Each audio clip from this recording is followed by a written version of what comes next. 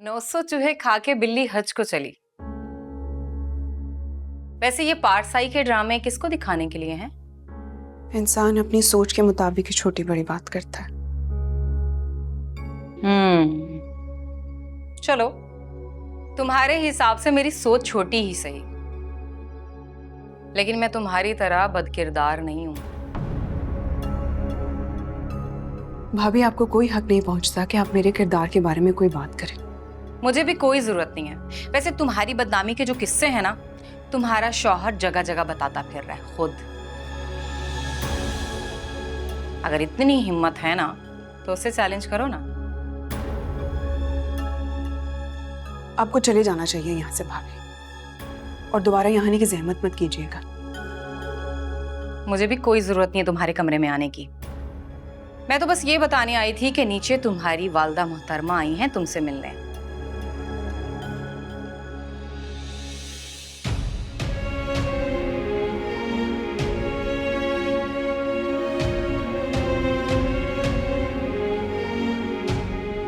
अम्मा,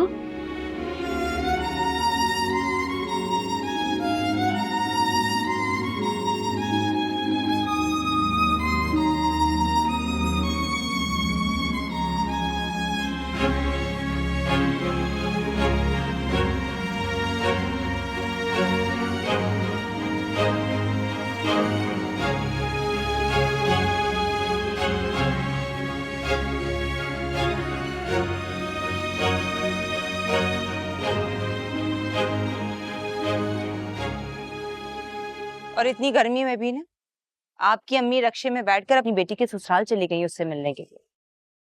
पता नहीं बैठे बिठाए क्या ही है उनके दिल में। तो क्या हो गया यार, वो कौन सा रोज रोज कहीं आती जाती है। चली गई तो चली गई। अच्छा, कहीं आती जाती नहीं है तो इसका मतलब ये है कि जब दिल चाहा मुंह उठाकर अपनी बेटी के ससुराल पहुंच जाएंगी। मेरी अम्मी को देखा है कभी? हाँ, देखा है उनको? आती हैं वो यहाँ, साल में एक बार चक्कर लगाती हैं। तो तुम जो हर हफ्ते चली जाती हो वहां पे, क्यों ना जाया करूं? अरे भाई मेरा वो मतलब नहीं था। एक तो सुरैया तुम नाराज बड़ी जल्दी हो जाती है, और तुम्हें पता है ना, गुस्सा तुम्हारे चेहरे पे बिल्कुल सूट नहीं करता।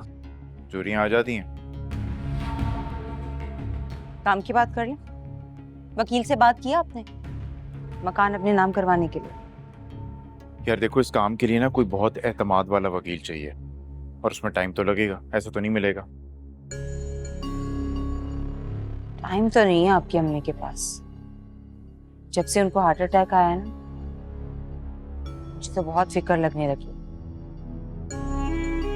पता नहीं कब चली जाएं दुनिया से और हम हाथ मलते ही रह जाएं। अरे यही तो बता रहा हूँ, इस तरह के कामों के लिए अच्छा खासा पैसा चाहिए होता है। कोई पैसा देला हो हाथ में तब जाके वकील का इंतजाम करूँ ना। नफीस भाई से बात करें, उनकी तो बहुत जान पहचान होगी। हो सकता है बिना पैसों की हमारा काम हो जाए। क्या ख्याल है? ये तो बहुत अच्छा है। मैं एक काम करता हूँ, मैं 2 घंटे के लिए सो जाता हूँ, उसके बाद जाऊंगा ना अम्मा को लेने, तो जाके नफीस भाई से बात कर लूंगा। कॉल क्यों नहीं उठा रही थी मेरी? कितनी कॉलें की मैंने तुम्हें यहाँ आने से पहले। परेशान हो गई थी मैं। अम्मा, मेरा फोन खराब हुआ है। नफीस लेकर गए ठीक करवाने के लिए, फिर अब तो वापस नहीं लाए। अच्छा, ये बताओ, ससुराल में सबका सलूक कैसा है तुम्हारे साथ? अम्मा, घर वाले बहुत अच्छे हैं। आप मेरे बारे में ज्यादा मत सोचा करें। यहाँ सब लोग ना मेरा बहुत ख्याल रखते हैं। आप परेशान मत हो। ये बताएं कि घर पे सब कैसे हैं? भाई, भाभी और बबलू, वो कैसा है? सब ठीक है, अल्लाह का शुक्र है।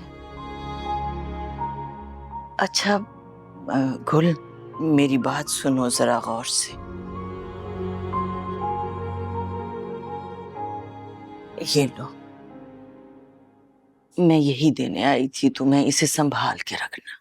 ये क्या है अम्मा?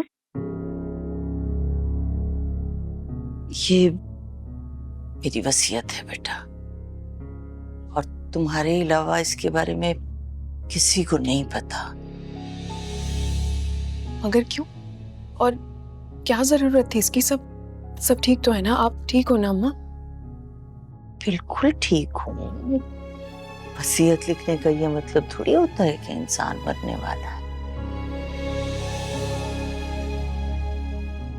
फिर क्यों? इसलिए कि यही मुनासिब वक्त है। लेकिन तुम इसके बारे में तब तक किसी को नहीं बताना जब तक मैं जिंदा हूं। फाती, जी फाती, फाती, चल जा बेटा, उठ, जाके मुलाजमा को बोल दोपहर का खाना बना ले। वो तो आज जल्दी छुट्टी लेकर चली गई। तो खाना कौन बनाएगा? जाहिर है गुल बनाएगी। जैसे मैं अपने आने वाले रिश्तेदारों के लिए खाना बनाती हूँ ना, वैसे ही गुल भी बनाएगी। पिछले 2 घंटों से अपनी माँ के साथ कमरे में घुसकर बैठी हुई है। अरे वाकई, मैं तो अपने कामों में लग के भूल ही गई थी। 2 घंटे में पता नहीं कितनी 1000 चुगलियां कर चुकी होगी हमारी। जा जाके बुला। मैं तो नहीं जा रही। प्रोफेसर साहिबा ने मेरा कमरे में दाखला बंद कर रखा है। हाँ? उसकी ये जुर्रत? यानी वो मेरे घर में होती कौन है पाबंदी लगाने वाली? मेरा घर है ये, देखती हूं मैं उसे। बस तुम ऐसे संभाल के रखना, किसी की नजर नहीं पड़नी चाहिए इसमें। लेकिन अम्मा ये गलत है। मुझसे ज्यादा हक नोमी भाई का है उस घर पर। तुम्हें लगता है कि तुम्हारी माँ उम्र के इस हिस्से में और सेहत के इस मकाम पर किसी के साथ ज्यादती करेगी? ये सब नहीं कह रही अम्मा, बस मैं ये कह रही हूँ कि आपको मेरा नाम नहीं करना चाहिए था। आपने क्यों किया? बता दूंगी तुम्हें सही वक्त आने पर। बस इस वक्त जो कहा है ना मैंने, उसी पर अमल करो। ज्यादा सवाल नहीं करो मुझसे। अच्छा फहमीदा, वाह भाई, तुम माँ बेटियों की जो कॉन्फ्रेंस खत्म हो गई है तो हुजरे से बाहर निकलो। और तुम्हें एहसास करना चाहिए फहमीदा, तुम्हारी बेटी के अलावा इस घर में और लोग भी हैं, उनसे भी सलाम कलाम कर लिया करो। वह आ जाती हो पलंग पे चढ़ के बैठ जाती हो।